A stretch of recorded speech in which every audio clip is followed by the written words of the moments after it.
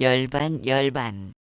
어느 날 자푸카다카라는 외도가 친하게 지내던 사리푸타를 찾아와서 열반에 대해 물었다. 사리푸타여, 열반 하고 말하지만 대체 열반이란 무엇인가? 벗이여, 무릇탐욕의 소멸, 노여움의 소멸, 어리석음의 소멸, 이것을 일컬어 열반이라 한다. 그렇다면 벗이여, 그 열반을 실현할 방법이 있는가? 거기로 갈 길이 있는가? 벗이여, 이 성스러운 팔 정도야말로 그 열반을 실현하는 방법이다. 그것은 즉 정견정 사정어정업정 명정정진정 염정정이다. 상응보경전. 불교인뿐만 아니라 모든 인류의 항구적인 염원이 있다면 그것은 열반이라 일컬어지는 경지일 것이다. 번뇌가 영원히 끊어진 완전한 평안, 그것이 열반이다. 각 종교마다 원하는 이상의 경지는 서로 다를 수 있다. 가령 죽어서 천국에 태어난다든지 세천이 있는 곳에 왕생한다든지 또 현세에서의 번영이나 행복을 궁극의 목표로 삼는 사람들도 적지 않다. 이런 중에서 열반을 인간의 이상으로 여기는 불교적 사고방식은 지금 시대라면 보편화되었다고 할 수 있지만 붓다 당시의 고대 사회에서는 그리 흔치 않은 이상이며 그들에게는 낯설은 개념이라고 할 수 있다.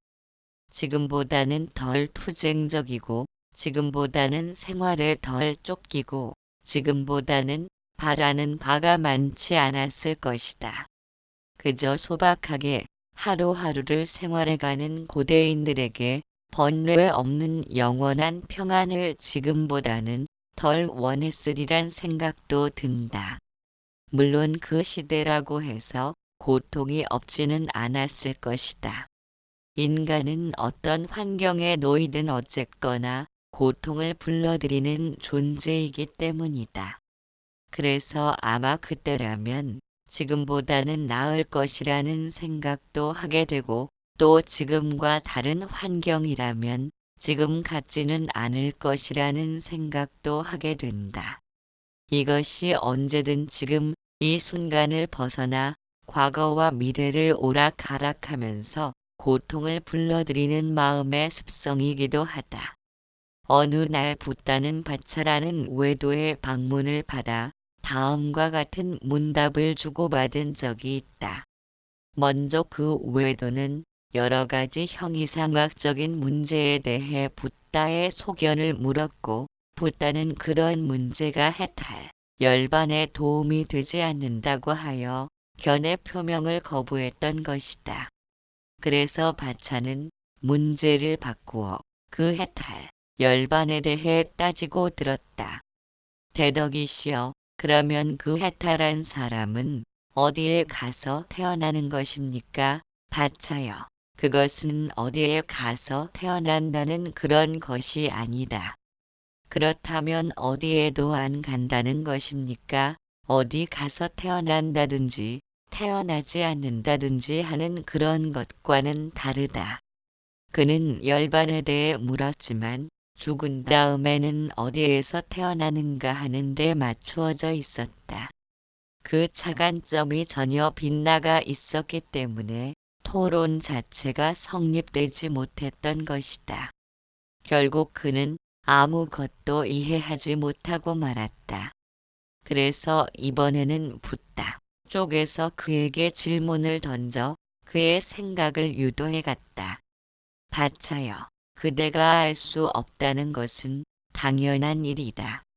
왜냐하면 이 가르침은 심히 깊고 알기 어렵고 미묘하여 지혜 있는 사람만이 알 수 있을 뿐 다른 사상을 따르는 이나 다른 실천법을 닦는 이에게는 쉽게 이해되지 않을 것이기 때문이다.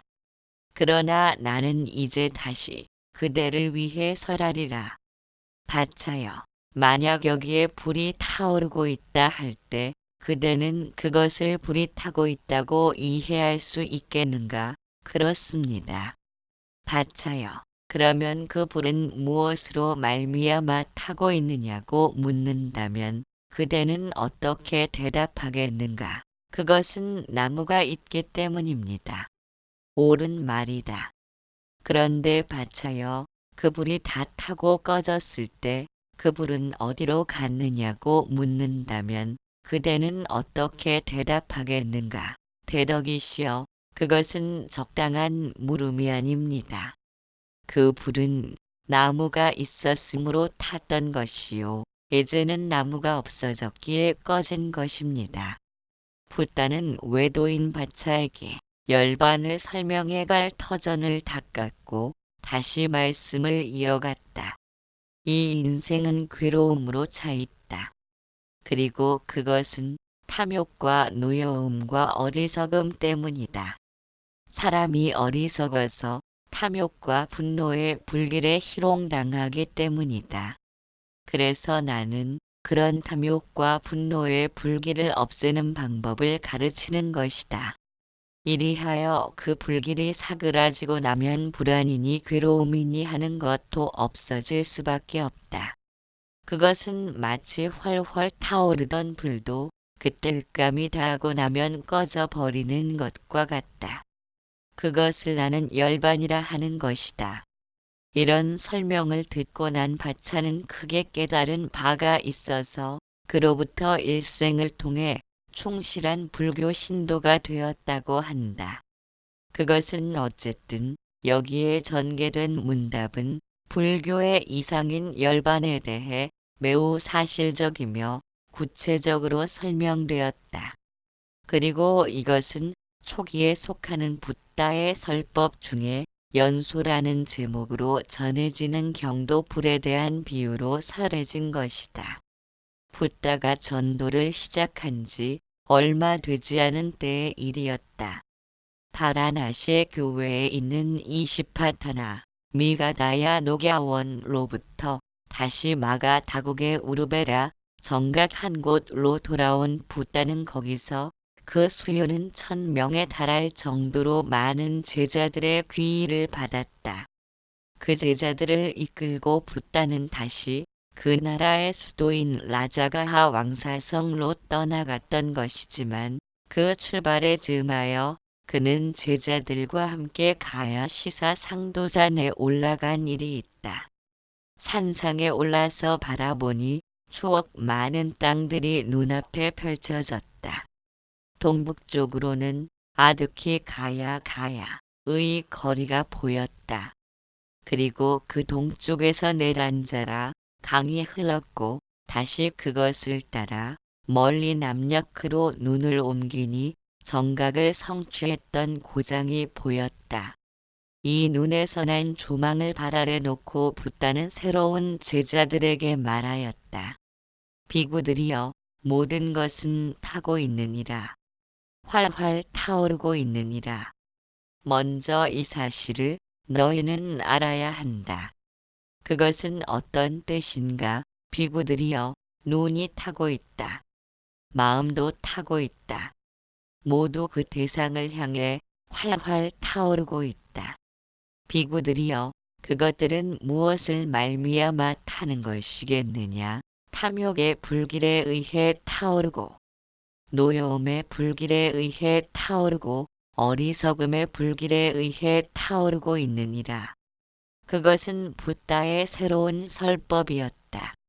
이제까지 붓다는 고조된 욕망을 말하는 데가레라는 말을 사용했다. 그러나 여기서는 마찬가지로 욕망의 고조된 상태를 나타내면서 불길이 타오른다는 의미의 연소라는 말을 썼다. 그 새로운 용어는 불교의 흐름을 따라 오래도록 큰 영향을 미쳤다. 후세의 불교인들도 흔히 욕망의 불길이라 표현하는데 익숙한 것이다. 붓다의 인간 개간과 정신의 혁명을 이루기 위해서는 결국 그 연소하는 욕망을 가라앉혀야 할 것이다. 그리고 번뇌의 불길이 완전히 꺼질 때 거기에 나타나는 시원하고 편안한 경지, 그것이 열반임에 틀림없다. 열반이라는 말은 어찌 생각하면 천국이니 극락이니 지복지복이니 하는 말에 비해 의미가 축소된 것은 육체적, 정신적 작용이 완전히 끊어진 상태로 해석되는 경향이 없지 않기 때문이다. 그래서 죽음을 열반으로 받아들이기도 하는 까닭일 것이다. 붓다는 인간의 불행과 고통을 이끌어들이는 가래의 상태를 다음과 같은 개송으로 말했다. 세상은 가래에 의해 인도되고 가래에 의해 괴로움을 당하는 것. 가래야말로 일체를 예속시키도다. 붓다가 열반을 말할 때 결국은 가래에 의한 예속이 없는 상태를 가리키는 것이다. 그것은 공정무의의 상태가 아니라 불이 꺼지듯이 가래가 소멸된 것이다. 번뇌란 탐욕과 노여움과 어리석음의 불길일 뿐이다. 인간이 깨달음을 얻었다고 해서 여기에서 소멸하고 어딘가에서 다시 태어나는 것은 아니다. 그는 여전히 여기 이 땅에 있다. 단지 그를 노예처럼 예속하던 가래가 소멸됨으로써 그는 완전한 자유와 평안 속에서 살아가는 것이다. 가래가 소멸되는 것이 진리의 길이며 평화의 길이며 그리고 그것이 열반이다. 15. 불방일 부방일. 비구들이여, 밤하늘에서 온갖 별들은 빛난다. 그러나 그것들은 달빛의 16분의 1에도 미치지 못한다. 그러므로 달빛은 밤하늘에서 가장 위대하다고 여겨진다. 그것과 마찬가지로 세상에는 여러 길이 있지만 그것들은 모두 방일하지 않음을 근본으로 삼는다. 그러기에 온갖 착한 법 중에서 불방일이 최대가 되고 최상이 되느니라. 비구들이여, 또 가을 하늘에 한 점의 구름도 없을 때 해는 하늘에 떠올라 일체의 어둠을 쓸어버리고 눈부시게 시방시방에 빛을 던지지 않느냐. 그렇게 가을 하늘에서 해는 가장 위대하다고 일컬어진다. 그것과 마찬가지로 이 세상에 여러 가지 길이 있건만 그것들은 모두 방일하지 않음을 근본으로 삼는다. 그러므로 온갖 착한 법 중에서 불방일이 최대가 되고 최상이 되느니라. 상응보경전. 불방일이란 말의 방일은 정진의 반대적 의미로서 자제함이 없이 온갖 욕망에 이끌려 가는 것이다. 그러므로 불방일이란 그런 상태에 빠지는 일이 없도록 자제와 집중을 지속적으로 행해지는 것을 특징으로 한다. 붓다가 설하신 대로 이해하고 그대로 실천함으로써 내면에 어지러움이 없는 자유롭고 편안한 경지에 이르는 것, 그것이 붓다의 가르침이며 또 붓다가 친히 걸은 길이려니와 그것을 행하기란 결코 쉬운 일은 아니다. 제자들은 방일에 빠지지 않도록 개송으로 자신을 타이르며 경책하곤 하였다. 아래에는 제자들의 개송을 모은 장로계경에 등장하는 개송이다. 고든 길 설하심을 듣자온 바엔 그 길 가고 물러섬이 없어야 하리. 제가 저를 나날이 채찍질하여 궁극의 경지에 이를지로다.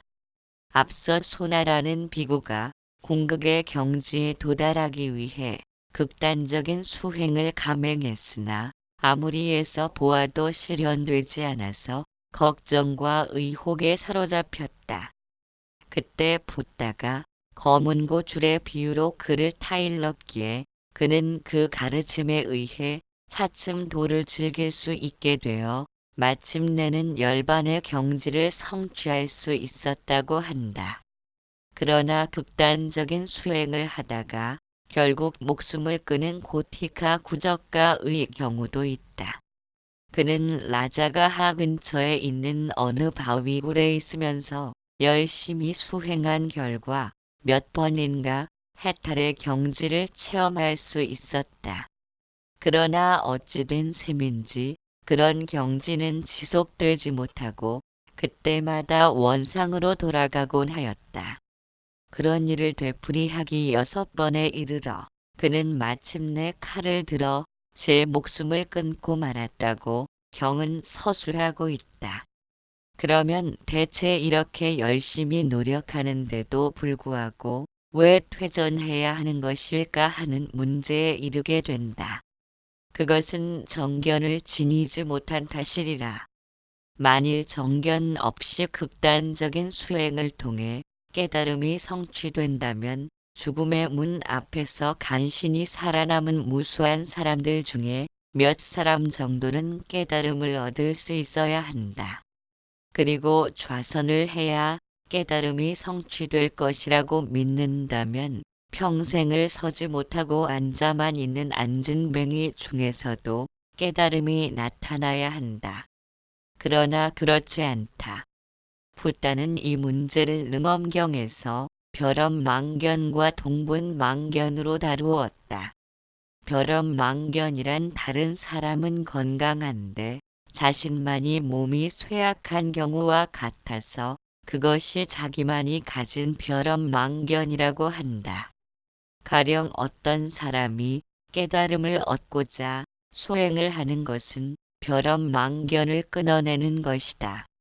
설령 벼럼망견이 끊어졌다고 해도 그것이 깨달음으로 이어지지는 않는다.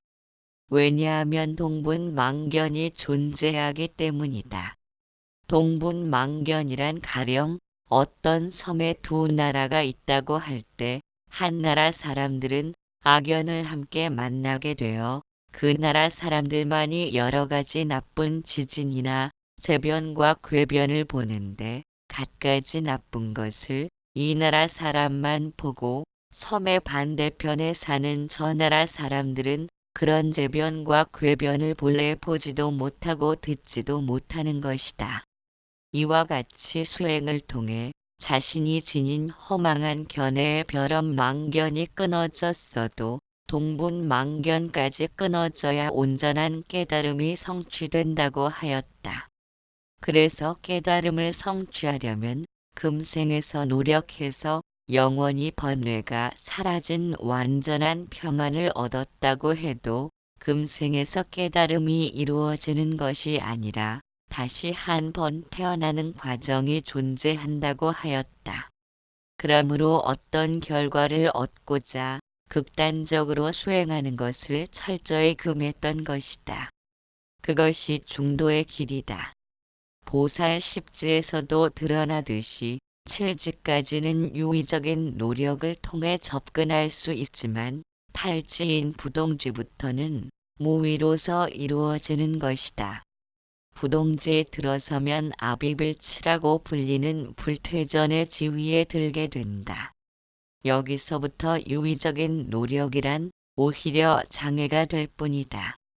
불도를 수행하는 과정에서 여기까지 오면 절대로 타락할 염려가 없다는 경지, 앞으로 나아가는 것은 그 사람의 선근에 달렸지만 뒤로는 물러날 수 없는 불퇴전지에 이르는 것이다. 그러한 불퇴전의 지위에 드는 것은 오로지 불방일에 달렸을 것이다. 붓다는 제자들에게 자주 말하였다. 비구들이여, 불방이란 비구라면 팔정도를 배워 익히고 팔정도를 잘 닦아갈 것임에 틀림없다. 비구들이여, 온갖 착한 법은 모두 불방일을 근본으로 하고 다 불방일에 의해 이루어진다. 그러므로 불방일을 모든 착한 법 중에서 최상이라고 말하는 것이다. 불방일이라기만 하면 그 비구는 반드시 팔정도를 익히고 그것을 반복하여 닦는 중에 마침내는 열반에 도달하리라는 것이다. 또 이렇게도 말했다. 붓다는 일찍이 사바티 사위성의 교외인 동원정사에 계실 때 한 수학자의 방문을 받은 적이 있다. 그의 이름은 산수가 목갈라나라고 하였다. 이 수학자가 붓다를 찾아와서 물은 것은 불교에도 순서를 조차 배워야 할 길이 있느냐는 문제였다. 대덕이시여, 제가 이정사까지 오는데도 거쳐야 할 길이 있으며 또 저희 전문인 수학도 차례를 조차 가르치고 있습니다. 세존의 가르침에도 또한 밟아야 하는 순서라는 것이 있습니까? 붓다는 그렇다고 대답하고는 다음과 같이 말했다. 먼저 개개를 지키고 그리고 옥은 눈, 귀, 코, 혀, 피부를 제어할 것이며 다음에 정념, 정염, 정지, 정지를 성취하여 지혜로서 번뇌를 누르고 온갖 집착과 불선을 떠나 무상안온의 경진 열반에 들어가는 것이라고 하였다. 그러자 그 수학자는 그런 가르침에 의해 지도되는 제자들은 누구나 열반에 이르게 되느냐는 것이었다. 붓다가 아니라고 대답했다. 그것은 또 어째서입니까? 엄연히 열반이 존재하고 거기에 이르는 길이 있으며 또 세존께서 스승이 되어 계신데 어떠한 이유로 이르는 사람이 있고 이루지 못하는 사람이 있는 것입니까? 붓다는 다음과 같이 말했다. 그러면 보시오. 그대에게 라자가 하에 이르는 길을 묻는 사람들이 있다 하자. 그대가 그들에게 자세히 길을 일러주었다 해도 어떤 사람은 무사히 라자가 하에 이르고 어떤 사람은 길을 잘못 들어 엉뚱한 곳을 헤매기도 할 것이다. 그것은 어째서 그렇겠는가? 대덕이시여, 저는 길을 가르쳐 줄 따름입니다. 그것을 제가 어찌할 수 있겠습니까? 보시오, 그대의 말처럼 열반은 엄연히 존재하고 거기에 이르는 길도 있으며 내가 스승 노릇을 하고 있음도 사실이다. 그러나 제자 중에는 열반에 이르는 사람도 있고 이루지 못하는 사람도 있다. 나는 오직 길을 가르쳐주는 이에 불과한 것이다. 붓다는 전지전능의 구원자가 아님을 명백히 밝히고 있다. 하다. 심지어 아상인상 중생상 수자상이 없음을 설하는 금강경 14장과 25장에서는 다음과 같은 구절이 등장한다. 14장 이렇게 열애가 살아있는 모든 것이라고 설한 것들은 실은 살아있는 것이 아니다. 그것은 어째선가 하면 살아있는 모든 것이라고 설한 것들은 하나하나 나뉘어져 있는 것이 아니다. 바로 그렇기 때문에 살아있는 것이라고 말하는 것이다. 25장 수부티여, 어떻게 생각하느냐? 나는 살아있는 것들을 건졌다는 생각을 열애가 일으켰겠느냐? 수부티여, 그러나 그렇게 보아서는 안 되는 것이다. 그것은 어째서냐 하면 수부티여, 열애가 건졌다는 살아있는 것은 어디에도 없기 때문이다. 또 수부티여, 열애가 건졌다는 살아있는 것이 무엇인가 있다면 열애에게 아상, 인상, 중생상, 수자상이 있는 셈이 될 것이다. 우리는 자제와 집중과 지속을 가지고 불방이를 통해 일생 동안 걸어갈 뿐이다. 저 사라쌍수 밑에 누워 열반에 들려던 붓다가 제자들에게 남기신 최후의 말씀은 대반열 반경 속에 다음과 같이 전해온다. 비구들아, 나는 너희에게 이르리라. 모든 것은 변화하느니라. 불방일하여 정진하도록 하라. 16.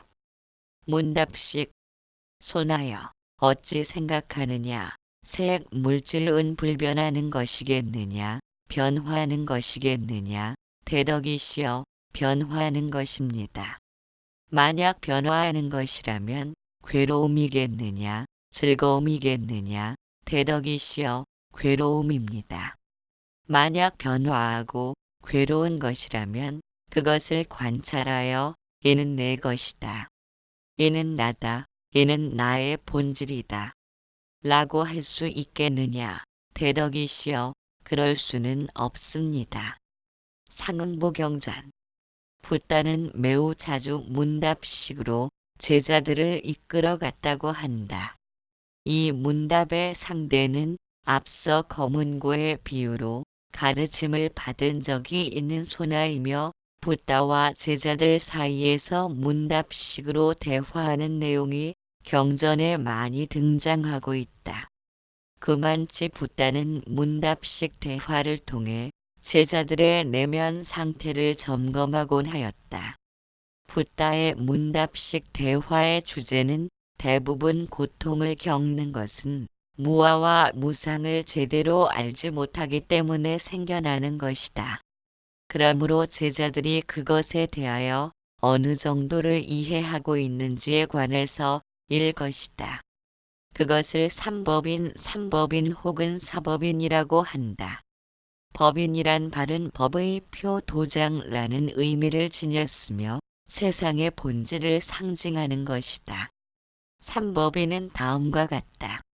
1. 재법무와 2. 재행무상 3. 열반적정 이것이 이른바 삼법인이다. 여기에 후세 사람들에 의해 하나가 더 보태어졌는데 그것을 사법인이라고 일컫는 것이다. 4. 일체계고 불교의 사상적 배경이 되는 삼법인이나 사법인은 핵심적인 요소라 할 것이다. 먼저 재법무아란 불교가 내세우는 존재론이다. 물론 그 배경은 연기의 법칙이다. 일체의 삼라만상은 서로 의존 관계에 있으며 그것들은 여러 조건의 결부에 의해 생겨났고 그 조건이 없어지는 데 따라 소멸한다는 것이 연기설이다. 이것과 저것이 모여 그것이 생겨났다는 것이며 그렇기에 자체라 할 만한 그것은 존재하지 않는다는 것을 단적으로 표현한 것이 재법무아라고 할 수 있다. 다음으로 재행무상이란 불교가 주장하는 영원 불변한 것은 존재하지 않는다는 법칙이며 그것을 뒷받침하는 것은 첫 번째 명제인 재법무아이다. 일체가 자체라 할 만한 그 무엇도 존재하지 않는다면 영원 불변한 자아란 생각할 수 없는 까닭이다. 그렇기에 모든 것이 변해가는 세상에서 오직 변치 않는 진리가 하나 있다면 그것은 모든 것은 변한다는 것이다. 그것만큼은 변할 수 없는 진리일 것이다. 그리고 세 번째 명제인 열반적정은 불교가 이상적인 경지라고 여기는 열반을 가리킨다.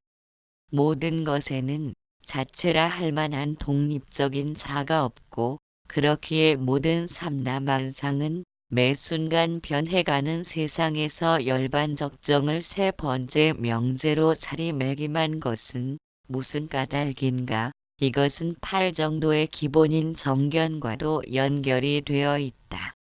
모든 것에는 독립적인 자가 없고 매 순간 생멸 변화가 일어난다는 것은 그러한 것을 일으키는 주체가 존재한다는 의미이다.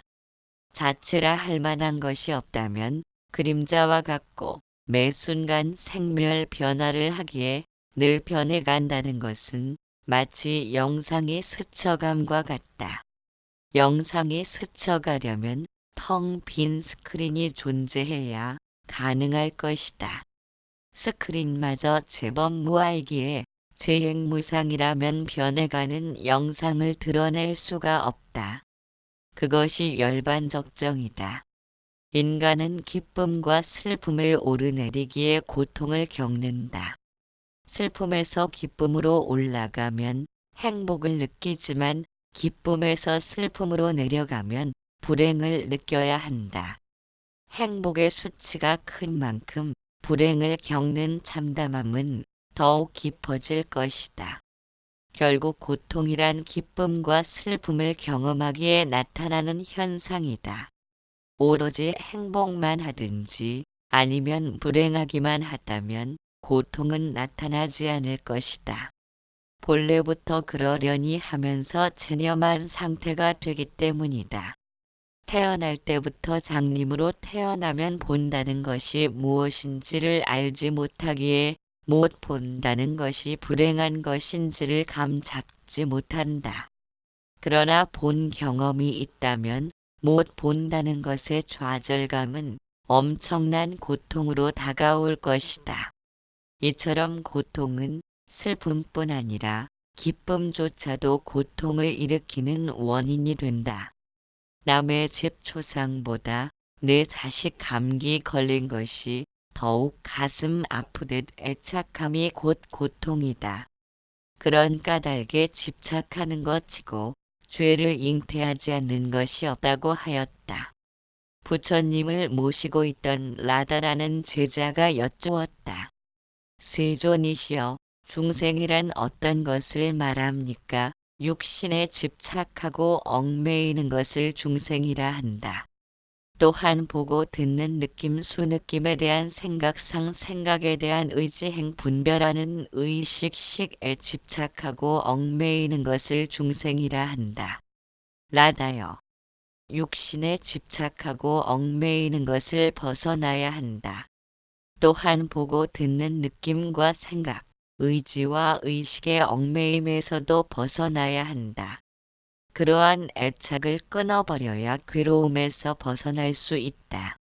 비유하면 어린애가 흙을 모아 성을 쌓고 집착하여 이것은 내 성이라고 애착하다가 성이 무너지면 화가 나서 발로 헤쳐버리고 마는 것처럼 자기 육신과 자기 생각의 굴레를 벗어나야 자기로부터 진정 자유로울 수 있느니라.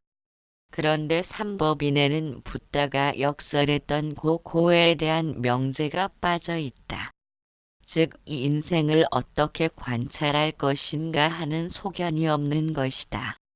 그래서 일체계고의 명제를 세워 이것을 삼법인에 추가하면 사법인이 되는 것이다.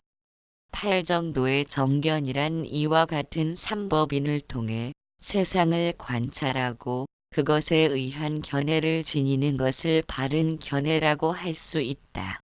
붓다의 사상을 고스란히 계승한 삼법인은 붓다가 제자들을 상대로 문답한 내용에서 주로 나타난다. 어느 날 붓다는 제자들에게 다음과 같이 물었다. 비구들아, 무엇이 있음으로 말미암아 무엇에 집착함으로 말미암아 무엇을 탐함으로 말미암아 악연악연이 일어나겠느냐. 대덕이시여, 세존께서는 우리 법의 근본이시며 우리 법의 안목이십니다. 원컨대 우리를 위하여 그것을 설해 주시옵소서. 비구들아, 색, 물질이 있음으로 말미암아 색에 집착함으로 말미암아 색을 탐함으로 말미암아 악연은 일어나느니라. 또 수감각하 있음으로 말미암아 상표상이 있음으로 말미암아 행의지이 있음으로 말미암아 식의식이 있음으로 말미암아 그것들에 집착하고 탐함으로 말미암아 악연은 일어난다고 알아야 되느니라. 그러면 비구들아, 너희는 어찌 생각하느냐? 색은 영원하겠느냐? 무상하겠느냐? 대덕이시여, 무상하나이다. 17.